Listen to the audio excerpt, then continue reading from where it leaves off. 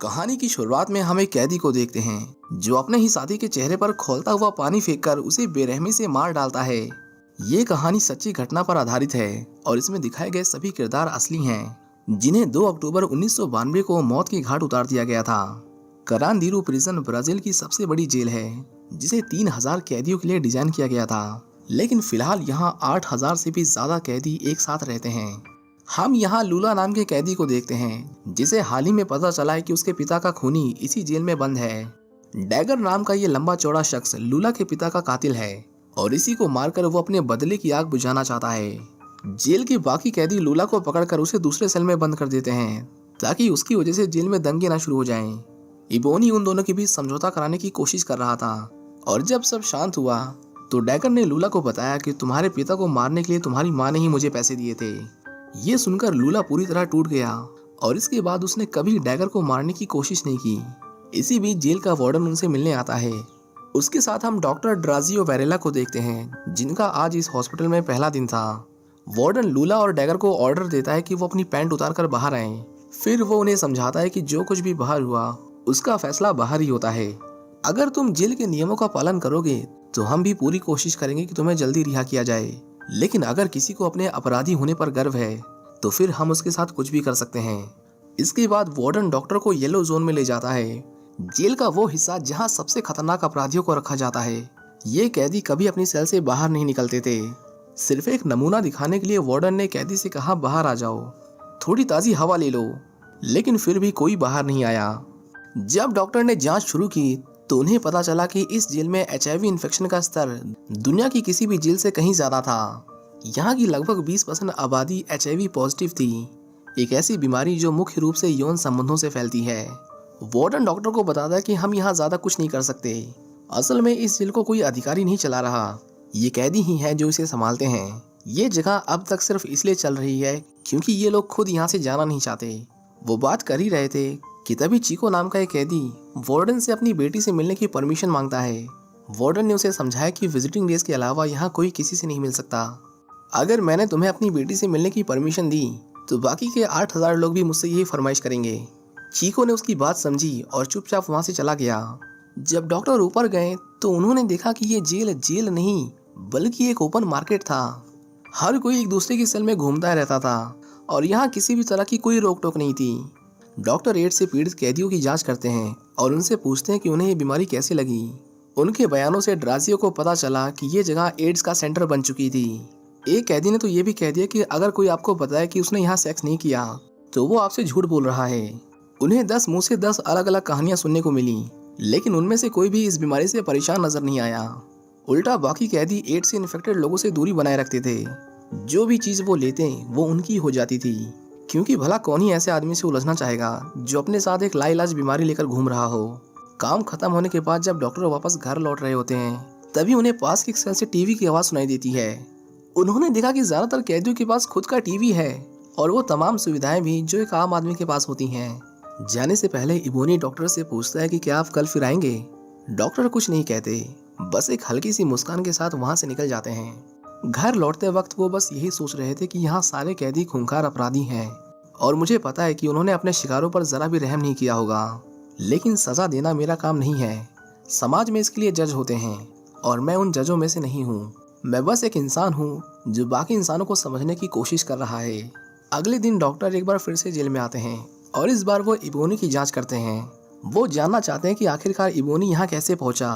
तभी इबोनी उन्हें अपनी कहानी सुनाना शुरू करता है। ये किस्सा कुछ साल पुराना है, जब इबोनी और उसके 2 दोस्तों ने मिलकर एक ज्वेलरी शॉप में चोरी की थी।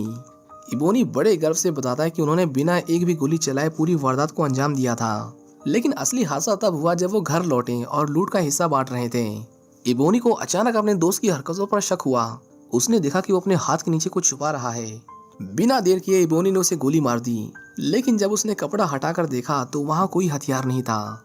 इबोनी को एहसास हुआ कि उसे अपने पार्टनर पर शक नहीं करना चाहिए था और गोली तो बिल्कुल नहीं चलानी चाहिए थी। उसका दूसरा पार्टनर भी उस पर बहुत गुस्सा था, लेकिन अब वो इस गलती को ठीक नहीं कर सकते थे, इसलिए दोनों ने मिलकर उसकी लाश को ठिकाने लगा दिया।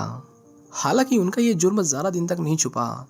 जल्द ही पुलिस ने उन्हें पकड़ लिया और उसके पार्टनर ने सच्चाई उगलने में जरा भी देरी नहीं की। उसने सीधे कह दिया कि मर्डर इबोनी ने किया है। इबोनी ने कहा, मैं तो यहाँ आ गया लेकिन मेरा पार्टनर किसी दूसरी जेल में डाल दिया गया। वहाँ उसने भागने के लिए 2 साल तक सुरंग खोदी, लेकिन जब उसके भागने की बारी आई तो अपने मोटे शरीर की वजह से वो बीच में ही फंस गया।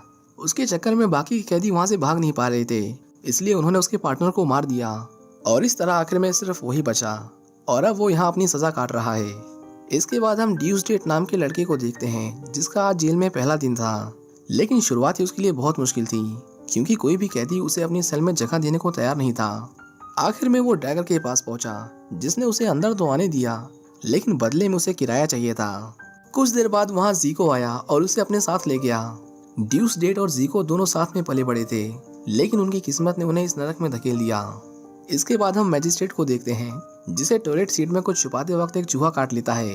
डॉक्टर ने उसका इलाज किया और जब उसे टाँके लगा रहे थे तभी मैजिस्ट्रेट भी धीरे धीरे अपनी कहानी बताने लगा।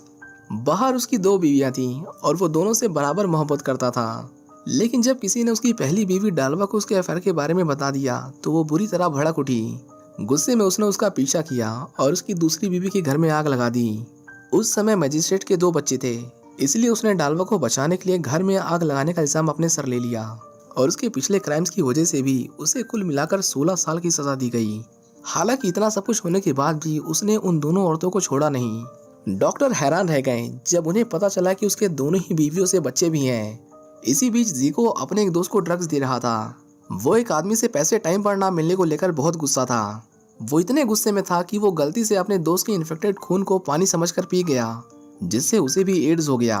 वहीं दूसरी ओर डॉक्टर एक पेशेंट को देखने आए जिसे बुरी तरह पीटा गया था। उनका असिस्टेंट गुस्से में था। उसने कहा, वैसे तो मैं फांसी की सजा के खिलाफ हूँ, लेकिन इस आदमी को फांसी जरूर होनी चाहिए क्योंकि इसने एक लड़की का रेप किया है। डॉक्टर ने उसे समझाया कि बाहर उसने जो भी किया हो, लेकिन यहाँ अंदर वो सिर्फ एक पेशेंट है जिसका हमें इलाज करना होगा। कुछ देर बाद एक आदमी भागता हुआ डॉक्टर के पास आया और उन्हें बताया कि जीको को चक्कर आ रहे हैं। पता चला कि जीको ड्रग्स बेचते बेचते खुद ड्रग्स का आदी हो गया था। डॉक्टर ने उसकी नब्ज चेक की और इसी बीच जीको ने भी डॉक्टर को अपनी कहानी बताई। जब वो छोटा था तो उसकी माँ उसे कमरे में बंद करके भाग गई थी। वो कई दिनों तक अंदर ही फंसा रहा, लेकिन ड्यूसडेट और उसकी बहन ने उसे बाहर निकाला और उसके बाद वो तीनों साथ ही पले बढ़े। जीको सबसे बड़ा था, इसलिए वो हमेशा ड्यूसडेट की मदद करता था, लेकिन धीरे धीरे वो गलत लाइन में चला गया और ड्रग्स बेचने लगा। इसलिए ड्यूसडेट और उसकी बहन, जो एक आम जिंदगी जीना चाहते थे, उन्होंने उसे दूरियां बना ली। उन्होंने जीको से मिलना बंद कर दिया, लेकिन अभी एक और मुसीबत उनका इंतजार कर रही थी। एक दिन फ्रांसी रोते हुए घर लौटी। जब ड्यूसडेट ने उससे पूछा तो उसे पता चला कि मोहल्ले के 2 लड़कों ने उसके साथ जबरदस्ती की थी। वो उनसे बदला लेना चाहता था, इसलिए वो जीको के पास गया, जो तब तक काफी बड़ा गैंगस्टर बन चुका था। ड्यूसडेट जीको को पूरी बात बताकर उन लड़कों को यूं मरवा सकता था, लेकिन उसने जीको को फ्रांसी के रेप के बारे में कुछ नहीं बताया। एक रात जब वो बस से उतरा तो उन्हीं लड़कों ने उसे घेर लिया जिन्होंने फ्रांसी का रेप किया था। उसे कमजोर समझकर उन्होंने उसे मारने की कोशिश की, पर ड्यूसडेट ने गन निकाली और एक को शूट कर दिया। दूसरा अपनी जान बचाकर भाग गया, पर उसकी किस्मत में भी आज रात मरना ही लिखा था। ड्यूसडेट ने उसका पीछा किया और उसे भी गोली मार दी। उन दोनों को मारकर उसके दिल को सुकून तो मिला, लेकिन अब उसे अपनी बाकी की जिंदगी सलाखों के पीछे काटनी पड़ेगी। इसके बाद जीको इबोनी के पास जाता है। इस जेल में किसी को भी मारने से पहले इबोनी की मंजूरी लेना जरूरी होता था। जीको कहता है कि इज़ाकाइल मेरे पैसे नहीं दे रहा और कल रात वो मेरे सेल में घुस आया और मुझ पर ही चिल्लाने लगा। उसकी वजह से लोगों में मेरा डर खत्म हो रहा है, इसलिए मैं उसे मारना चाहता हूँ। इबोनी ने कहा, ठीक है, मैं एक बार इज़ाकाइल से बात करता हूँ, उसे समझाता हूँ कि वो तुम्हारे पैसे कहीं से भी ला कर दे, और अगर फिर भी वो नहीं कर पाया तो तुम उसे मार सकते हो। डॉक्टर जब पेशेंट्स को देख रहे थे तभी उनकी नज़र मीरो नाम के कैदी पर पड़ी। उन्होंने मीरो के दोस्त से पूछा ये यहाँ कैसे आया, जिसके बाद उसका दोस्त कार्लोस उन्हें मीरो की कहानी बताने लगा। बाहर ये दोनों बहुत बड़े चोर थे। एक बार उन्होंने इतना बड़ा हाथ मारा कि उनकी पूरी लाइफ ट्रैक पर आ गई थी, पर सब कुछ उनके हिसाब से नहीं चला। कार्लोस ने मीरो को बताया कि उसकी वाइफ का एक पुलिस वाले के साथ अफेयर चल रहा है, मगर मीरो अपनी बीवी के प्यार में इस कदर अंधा हो गया था कि उसने कार्लोस की बातों पर भरोसा नहीं किया, बल्कि उल्टा सारी बात अपनी बीवी को आकर बता दी। इसके बाद एक मीटिंग बिठाई गई जिसमें मीरो की वाइफ ने कार्लोस की वाइफ से झूठ बोला कि इस आदमी की मुझ पर गंदी नजर थी। कार्लोस बार बार अपने दोस्त को समझाता रहा कि ये औरत झूठ बोल रही है, पर ना तो मीरो ने और ना ही उसकी खुद की वाइफ ने उसकी बातों पर यकीन किया। अपने दोस्त के जाने के बाद जब उसने अकेले चोरी करने की कोशिश की तो वो रंगे हाथों पकड़ा गया और उसे जेल हो गई। उधर मीरो अपनी वाइफ के साथ एक खुशहाल जिंदगी जी रहा था। लेकिन एक दिन उसकी वाइफ ने कहा अब हमें ये सब छोड़ देना चाहिए, किसी नए शहर में चलकर साफ सुथरी जिंदगी की शुरुआत करते हैं। मीरो को भी ये बात सही लगी, जिसके बाद अगले ही दिन वो लॉकर से पैसे निकालने गया। लेकिन वहाँ पुलिस पहले से उसका इंतजार कर रही थी और मीरो को पता चल गया कि उसकी वाइफ सच में उसे धोखा दे रही है। गुस्से से भरा मीरो वहीं पर 2 पुलिस वालों को गोली मार देता है और फिर बाहर आकर उसने अपनी वाइफ पर भी गोली चला दी। इस तरह वो दोनों अभी जेल में थे। हालांकि उसके दोस्त ने कभी उसका साथ नहीं छोड़ा और यहाँ वो अकेला आदमी था जो उसका ध्यान रखता था, क्योंकि इस जेल में एड्स की बीमारी काबू से बाहर होती जा रही थी। इसलिए ये जरूरी हो गया था कि सभी कैदियों को इस बीमारी के बारे में बताया जाए। ये लोग ज्यादा पढ़े लिखे नहीं थे, इसलिए वार्डन ने उनके लिए एक स्पेशल प्रोग्राम ऑर्गेनाइज किया, जिसमें उस समय की मशहूर अडल्ट स्टार और डांसर रीटा कैडली को इनवाइट किया गया। रीटा ने उन्हें HIV एड्स जैसी लाइलाज बीमारी के बारे में बड़े मनोरंजक अंदाज में जागरूक किया। जल्द ही विजिटिंग आवर शुरू हो गए। इस एक दिन में उन 8000 कैदियों के परिवार वाले एक साथ उनसे मिलने आते थे, जिसकी वजह से ये जगह जेल कम और मार्केट ज्यादा लगती थी। हालांकि फिर भी यहाँ की सिक्योरिटी इतनी टाइट थी कि कोई भी यहाँ से भागने की कोशिश नहीं करता था। हम यहाँ ड्यूसडेट की बहन फ्रांसी को देखते हैं, जो उससे मिलने आई थी। जब जीको ने उसे देखा तो वो उसके पास आया, पर उसे जल्द ही एहसास हो गया कि ड्रग्स बेचने की वजह से फ्रांसी ने अब उससे दूरियां बना ली थी। वहीं दूसरी ओर मैजिस्ट्रेट अपनी वाइफ डेल्वा के साथ कुछ खुशी के पल बिता रहा था कि तभी उसे खबर मिली कि उसकी दूसरी बीवी रोजरीन भी उससे मिलने आई है। वो तुरंत भागकर उसके पास गया, क्योंकि रोजरीन जेल में उसके लिए नशीली चीजें लाया करती थी। जब डालवा को रोजरीन के बारे में पता चला तो वो जेल में एक दूसरे से लड़ने लगी। वार्डन और डॉक्टर दोनों ही उनकी चूहे बिल्ली की लड़ाई देखकर मन ही मन हंस रहे थे और सोच रहे थे कि ये आदमी एक साथ 2 बीवियां कैसे संभालता है। वहीं जीको अकेला अपनी सेल में बैठा था। तभी फ्रांसी उससे मिलने आती है। वो फ्रांसी से इस बात को लेकर नाराज था कि जब उन लोगों ने उसके साथ गलत किया तो इसके बारे में उसने सबसे पहले उसे क्यों नहीं बताया। उसने भी किसी से बात करने से मना कर दिया, जिसके बाद फ्रांसी को एहसास हुआ कि जीको अब वो लड़का नहीं रहा जिसे वो कभी जानती थी। वो बदल चुका है। इसके बाद हम डैगर को देखते हैं, जो एड्स से पीड़ित कैदियों के सेल में जाता है। यहाँ हम उस रेपिस्ट से मिलते हैं जिसे कैदियों ने मिलकर खूब पीटा था। ब्राजील की जेलों में कैदी उन लोगों पर बिल्कुल रहम नहीं करते थे जिन्होंने बाहर किसी का रेप किया हो। यहाँ उसकी प्रोटेक्शन के लिए कोई नहीं था और न ही उस जैसे आदमी की यहाँ कोई इज्जत थी। इसलिए वो टॉर्चर से बचने के लिए यहाँ छुपकर रह रहा था। दूसरी ओर हम कार्लोस की वाइफ को देखते हैं, जो उससे माफी मांग रही थी, क्योंकि जब कार्लोस को उसकी सबसे ज्यादा जरूरत थी तब उसने भी उस पर भरोसा नहीं किया था। कार्लोस उसे माफ कर देता है और वो मीरो के बेटे को गोद लेकर एक नई जिंदगी की शुरुआत करते हैं। जेल में जहाँ एक ओर लोग अपनी नई जिंदगी की शुरुआत कर रहे थे, वहीं दूसरी ओर वो रेपिस्ट डर के मारे सुसाइड कर लेता है, क्योंकि यहाँ के लोग उसे वैसे भी मार देते। पता चलता है कि मैटियाग यानी डॉक्टर का वो असिस्टेंट भी यहाँ पर एक कैदी था। वो और एक ट्रांसजेंडर लड़की एक दूसरे से प्यार करते थे, लेकिन मैटियाग के पिता को ये रिश्ता मंजूर नहीं था। वो गुस्से में उठकर चले गए और यहाँ तक कह दिया कि मैटियाग अब उनका बेटा नहीं है। वहीं दूसरी ओर हम इज़ाकाइल को देखते हैं, जो इबोनी को बताता है कि उसने जीको के पैसों का इंतजाम कर लिया है। उसने अपनी बहन को जेल के कैदियों के साथ सोकर पैसे इकट्ठा करने के लिए मना लिया था। इबोनी को ये तरीका बिल्कुल गलत लगा, क्योंकि वो अपनी बहन को बेचकर पैसे कमा रहा था, लेकिन उसने जीको को जबान भी तो दी थी और अगर इज़ाकाइल पैसे नहीं देता तो जीको को उसे मारने का पूरा हक था। जल्द ही विजिटिंग आवर्स खत्म हो गए और हॉर्न बजते ही सभी लोग जेल से बाहर जाने लगे। इन तमाम हालातों को देखकर एक बात साफ थी कि इस जेल में असली राज कैदियों का ही था। भले ही वो इस जगह से भाग नहीं सकते थे, लेकिन उनका खौफ इतना था कि कोई भी गार्ड उनकी मर्जी के बिना उनकी सेल में कदम रखने से भी डरता था। अगले दिन हम जीको को देखते हैं, जो बेहद घबराया हुआ और पसीने से भीगा हुआ था। ड्रग्स अब उसके दिमाग पर पूरी तरह से हावी हो चुका है। उसे भ्रम होने लगे थे जैसे हर कोई उसका दुश्मन हो। ड्यूसडेट ने जैसे तैसे उसके हाथ से चाकू छीना और उसे शांत करने की कोशिश की, पर उसे पता नहीं था कि यहाँ उसकी जान को खतरा था। उस रात जब ड्यूसडेट गहरी नींद में था, जीको चुपचाप उठता है, एक कोने में रखे पतीले में पानी उबालता है और फिर उस खोलते हुए पानी को सीधे उसके चेहरे पर उड़ेल देता है। बस उस एक पल में जीको ने अपने भाई जैसे दोस्त की जान ले ली। जब इबोनी को इसके बारे में पता चला तो वो आग बबूला हो उठा। जीको ने ना सिर्फ एक इंसान को मारा था, बल्कि उसने जेल का सबसे बड़ा रूल तोड़ा था। किसी को समझ नहीं आया कि जीको ने ऐसा क्यों किया।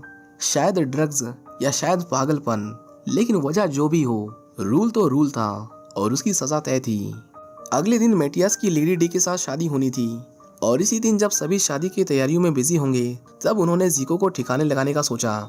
मैटियास डॉक्टर को थैंक यू कहता है, क्योंकि जेल में रहकर उसने उनसे दवाइयों के बारे में जो कुछ सीखा है उसकी मदद से वो बाहर जाकर एक क्लिनिक खोल सकता है और एक नई जिंदगी की शुरुआत कर सकता है। वहीं दूसरी ओर मैजिस्ट्रेट और उसके साथी जीको के मुंह पर कपड़ा डालकर उसे कई बार चाकू से स्टैब करते हैं। डैगर भी उसे मारने आता है, लेकिन इस बार न जाने क्यों जीको की जान लेते वक्त उसके हाथ कांपने लगते हैं। जीको को मारने के बाद मैजिस्ट्रेट इज़ाकाइल के पास गया और उसे कहा कि वो जीको के खून का इल्जाम खुद पर ले ले। इज़ाकाइल पहले तो मना करता है, लेकिन फिर मैजिस्ट्रेट उसे समझाता है कि उसे एड्स है, वो ज्यादा दिन का मेहमान नहीं है और अगर वो ये इल्जाम ले लेता है तो उसके बदले में उसे ढेर सारा नशा मिलेगा, इतना कि वो अपने बाकी के बचे दिन आराम से काट सके। ये सुनकर इज़ाकाइल मान गया और वार्डन के पास आकर अपना गुनाह कबूल कर लिया। वहीं दूसरी ओर डैगर को जीको और ट्यूसडे अपने सपने में दिखाई देने लगे थे। जीको उससे बार बार पूछ रहा था कि तुमने मुझे क्यों नहीं मारा, लेकिन डैगर के पास इसका कोई जवाब नहीं था। इसके बाद डैगर मदद के लिए डॉक्टर के पास गया और उनसे पूछा कि कहीं वो पागल तो नहीं हो रहा, क्योंकि पहली बार किसी को मारने से पहले उसके हाथ कांपे। पर डॉक्टर ने उसे बताया कि नहीं डैगर, तुम पागल नहीं हो रहे हो, तुम बस इंसान बन रहे हो। तुम्हें अपने किए पर पछतावा हो रहा है और पछतावे की कोई दवा नहीं होती। डैगर इसके बाद मदद के लिए चर्च में जाता है और वहाँ जीसस की मूर्ति के सामने फूट फूट कर रोने लगता है, इस उम्मीद में कि शायद उसे यहाँ उसकी गलतियों की माफी मिल जाएगी। कुछ दिनों बाद जेल में एक फुटबॉल मैच आयोजित किया गया।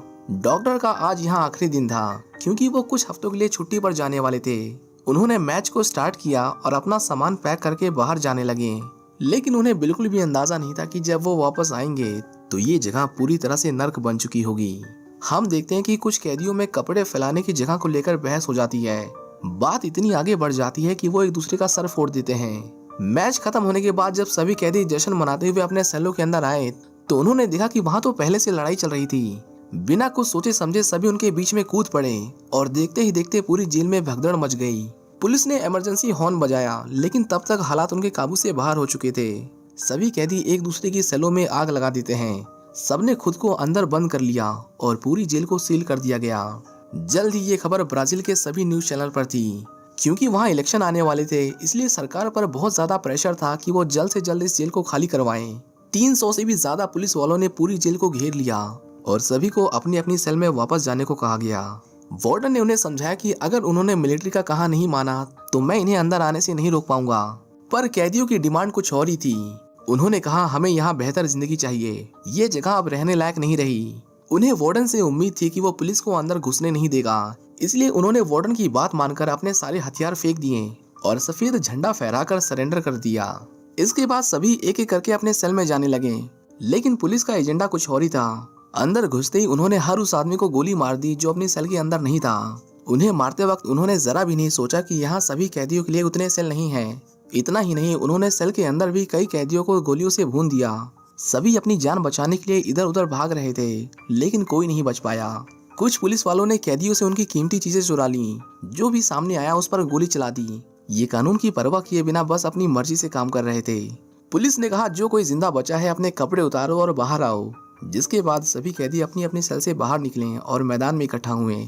उन्हें कहा गया कि जब कोई बाहर पूछे तो सबको चिल्ला चिल्लाकर बताना कि हमने तुम्हारी जान बचाई है। डर के मारे सबने वैसा ही किया और सब मैदान में आकर बैठ गए। पूरी रात उन सभी को ऐसे ही बिठाया गया और जब तक अंदर सारे सबूत नहीं मिटा दिए गए कोई वहां से 1 इंच भी नहीं हिला। अगले दिन सैकड़ों लाशें जेल से बाहर निकाली गईं और खून से सनी फर्श को डिटर्जेंट से अच्छी तरह साफ किया गया। कुछ कैदी अभी भी अंदर छुपे हुए थे, लेकिन उन्हें भी मार दिया गया। इसके बाद हम डॉक्टर को देखते हैं जो अपनी छुट्टियों से वापस लौटे थे। जब उन्होंने जेल में कदम रखा तो वहाँ कुछ भी पहले जैसा नहीं था। दीवारों और दरवाजों पर गोलियों से बने छेद इस जगह हुए कत्लेआम की दास्तां को चीख चीख कर बयां कर रहे थे। इसके बाद हमें दिखाया जाता है कि इस घटना के 10 साल बाद सन 2002 में इस जेल को डिमोलिश कर दिया गया। 2 अक्टूबर 1992 के दिन पुलिस वालों ने 111 कैदियों की जान ली, लेकिन हैरानी की बात ये थी कि इतनी बड़ी मुठभेड़ में एक भी पुलिस वाला मारा नहीं गया। ये केस ब्राजील की हिस्ट्री का one of the most controversial case बना। इतने सारे सबूत होने के बाद भी अगले 20 साल तक इस पर कोई जांच नहीं बिठाई गई।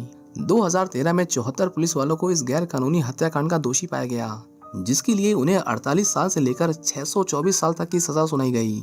लेकिन 2016 में कोर्ट ने अपने इस फैसले से मुंह मोड़ लिया और किसी को भी जेल नहीं जाना पड़ा। अगर डॉक्टर ने सब कुछ अपनी आंखों से नहीं देखा होता तो कोई भी इन बातों पर यकीन नहीं करता। उन्होंने अपनी किताब में हर एक चीज का जिक्र किया, जिसकी वजह से एक नाकाम सिस्टम की खामियां आम लोगों के सामने आ पाई और उन्होंने बदलाव की मांग की। ठीक 1 साल बाद यानी 1993 में उसी जेल के कुछ कैदियों ने मिलकर ब्राजील की सबसे पावरफुल क्रिमिनल ऑर्गेनाइजेशन पीसीसी की शुरुआत की, जिसका मकसद था इंसाफ और न्याय दिलाना। साथ ही जेलों के अंदर कैदियों की जिंदगी बेहतर बनाने के लिए सरकार पर दबाव डालना। ये फिल्म सन 2002 में रिलीज हुई थी और इसमें दिखाए गए सभी किरदार असली हैं। इन्हें पोर्ट्रे करने वाले एक्टर्स जिन्होंने इस फिल्म में बहुत छोटे रोल्स किए थे, उन्होंने आगे चलकर हॉलीवुड के कुछ सबसे आइकॉनिक रोल्स प्ले किए। ये फिल्म एक कल्ट क्लासिक है और ब्राजील की सेकंड मोस्ट इन्फ्लुएंशियल फिल्म है। हमें कमेंट्स करके इस फिल्म के बारे में अपनी राय जरूर बताएं और ऐसी और वीडियोस के लिए इस चैनल को सब्सक्राइब करें। Thank you for watching. See you in the next one.